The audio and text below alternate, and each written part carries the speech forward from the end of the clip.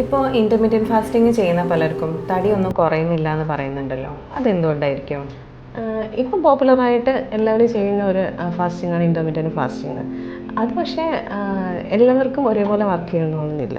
ചിലവർക്ക് ഈ ഫാസ്റ്റിംഗ് എന്ന് പറയുമ്പം അതൊരു പവറാണ്, ചിലർക്ക് അത് ശരിക്കും ഒരു സൈലൻറ്റ് പ്രഷറാണ്.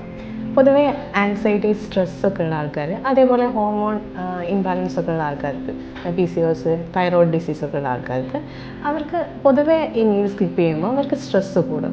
ആ സമയത്ത് അവരുടെ ബോഡിയിൽ കോർട്ടിസോൾ എന്ന് പറഞ്ഞ ഹോർമോൺ പ്രൊഡ്യൂസ് ചെയ്യപ്പെടും. ഈ കോർട്ടിസോൾ ശരിക്കും നമ്മുടെ ഫാറ്റ് മെറ്റബോളിസം കുറയ്ക്കുകയാണ് ചെയ്യുന്നത്.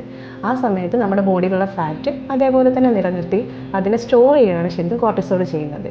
അബ്ഡമനിലും അവിടെ ഇവിടെയൊക്കെ ആയിട്ട് നമ്മുടെ ഫാറ്റ് അവിടെ സ്റ്റോർ ചെയ്ത് കിടക്കും. അതുപോലെ തന്നെ ഇത്തരം പേഷ്യൻസിലുള്ള ആൾക്കാർക്ക് അവർക്ക് പെട്ടെന്ന് എനർജി കിട്ടുന്നത് ഷുഗർ പോലത്തെ ഭക്ഷണത്തിനോട് ഭയങ്കര ക്രേവിങ് ആയിരിക്കും അവർ ഫാസ്റ്റിംഗ് അല്ലാത്ത സമയത്ത്. പൊതുവേ നമ്മൾ ഫുഡ് കൺട്രോൾ ചെയ്യുന്നതുകൊണ്ട് മാത്രം ഒരിക്കലും നമുക്ക് വെയിറ്റ് ലോസ് ഉണ്ടാവില്ല.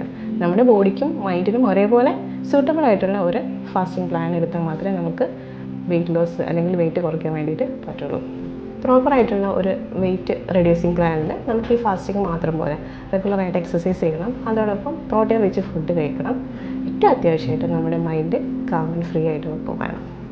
പ്രോപ്പറായിട്ടുള്ള ഒരു വെയിറ്റ് റെഡ്യൂസിങ് പ്ലാനിൽ ഒരു ഫാസ്റ്റിംഗ് കൊണ്ട് മാത്രം നമുക്ക് വെയിറ്റ് കുറയ്ക്കാൻ പറ്റില്ല. അതോടൊപ്പം തന്നെ റെഗുലറായിട്ട് എക്സസൈസും പ്രോട്ടീൻ റിച്ച് ഫുഡും കഴിക്കുക.